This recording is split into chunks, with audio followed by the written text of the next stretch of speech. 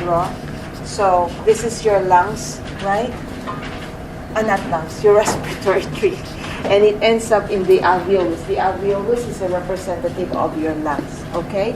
So you draw like this, and then you write down the anatomical features, right? You have hyaline, so you're going to say this is your nose, and then there's your pharynx, then there's your larynx, then there's your trachea, then there's your bronchus, the right and the left, and then it becomes bronchioles, and then you go to the alveolus. What is the L's for?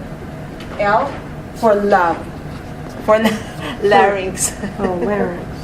This is your larynx. This is your nose, pharynx, larynx, trachea, bronchus, and then your bronchioles, okay? So your pressure here first is 760, right? And so you have your brain. So when the brain receives high carbon dioxide levels, by the way, what part of the brain? What structure? That's very good. The medulla. And the pons. Yes. But the medulla is the one that directly responds to this one, right? The pons just regulates or helps. So the one that don't forget this one, the one that directly controls or monitors is this one, right? The pons just helps. So when this is high, it stimulates your two muscles, your diaphragm, right? And the external intercostals. And they contract. When they contract, you expand. When you see, look at where is my lung. This is like your lungs, right? So, and this is your diaphragm. This one right here. This black thing, you see the black thing right there. That's your diaphragm. And so when the diaphragm contracts, it flattens. Look at what happens to the lungs. You increase the volume. See, you increase the volume. And why did it increase the volume? Remember that the pleural membranes, remember they're stuck. We want high surface tension then.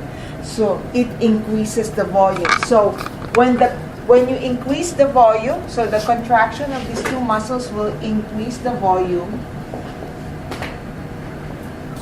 which leads to decrease in pressure. So now we got to that part. Everybody, you understand this part, right? Everybody? Yes? Yes, everybody? Okay? So, when the pressure goes down here, the air just goes inside. So, what you need to know as it passes through the nose, what's going on here? You're filtering the large cockroaches that maybe you be inhaling, right? Or mosquitoes that can enter there. You filter it.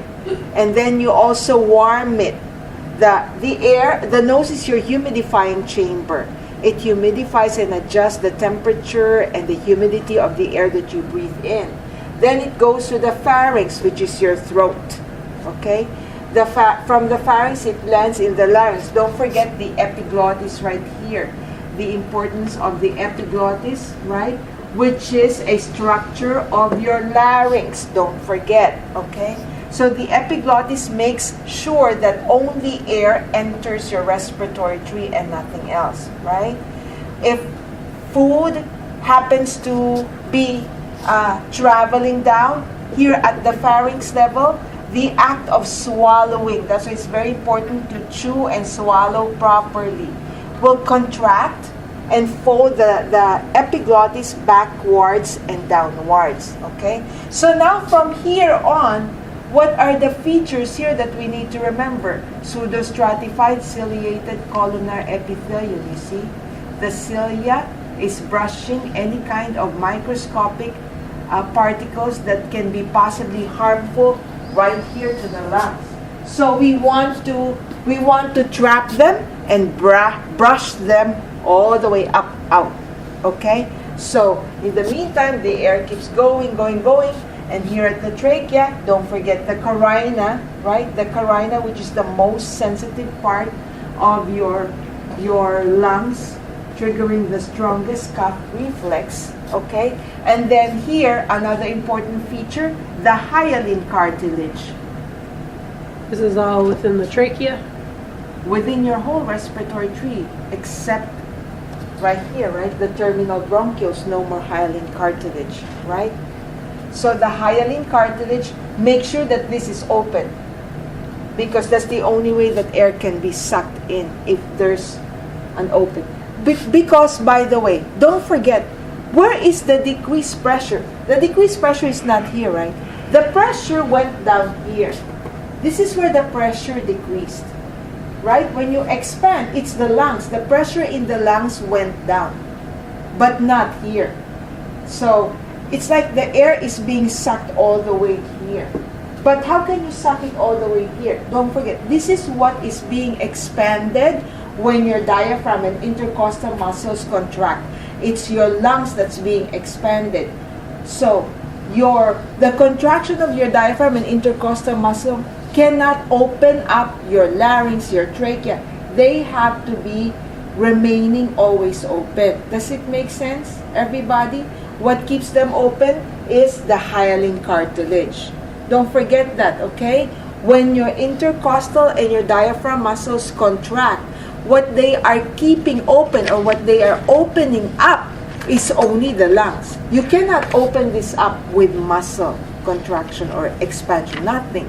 So they have to remain open. That's the purpose of the hyaline cartilage. So the hyaline cartilage keeps the lungs open? Not the lungs, not the lungs. Not the lungs. This one, feel it.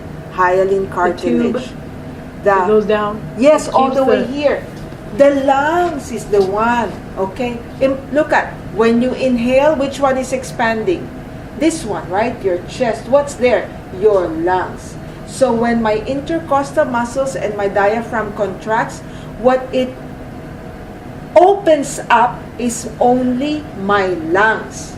How about my nose? What keeps them all open? They have to stay open. They are not affected by my expansion of my chest cavity. So what keeps them open is the hyaline cartilage. Okay? So air keeps going in, right? Then, so don't forget, you trace that pseudostratified ciliated columnar epithelium, hyaline cartilage, all the way to the bronchus, right? But when you get to the terminal bronchioles, before you get to the alveolus, this one, absent hyaline cartilage, right? The hyaline cartilage is now absent. And what remains is your smooth muscle.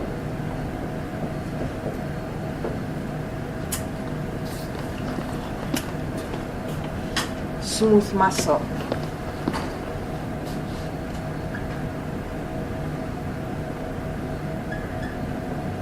Right? And so that's why I said at this point it is possible, this one now you see, it's possible to collapse that because there's nothing that will keep it open. Again, because why? The expansion of the lungs only expands my alveolus, nothing else. So this is the one where the pressure goes down when we the pressure out here 760. Where did the pressure go down? Right here. This is where it became 758. So the air is being sucked. See, it's being sucked right there. But the air here, the passageway here has to remain open. What keeps it open is that hyaline cartilage. Does it make sense, everybody? So now it reached here. Don't forget the importance of the smooth muscle right here, right? That's like people with asthma, you can have difficulty breathing if you have asthmatic attacks, and what you inhale, they're called bronchodilators. What part is being dilated? Right here, the terminal part, to make sure that air is still able to be sucked in here. Where's the pressure going down? Right here, right? Not up there, right here. It's just sucking in the air, like a vacuum. Really? Okay, you understand? So here, when you get to the alveolus, no more cartilage, no more pseudostratified ciliated, nothing. What's here? What's left here is simple squamous epithelium, right? And so the air, which is rich in oxygen, finally entered. And this is only simple squamous epithelium. Don't forget the two types of cells here, your type 1 and type 2. The exchange happens between type 1 cells and the capillary endothelium. So this is my alveolus, right? And then next to it will be my capillary endothelium. So pulmonary capillaries, right?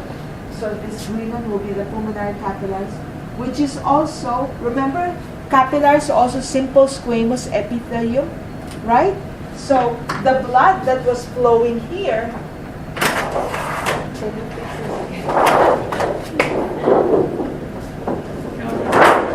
so right here, we're going to include now our, so remember, it's superior vena cava, inferior vena cava, right? Then it went to your right atrium, then right AV valve, so the right AV valve, the tricuspid valve,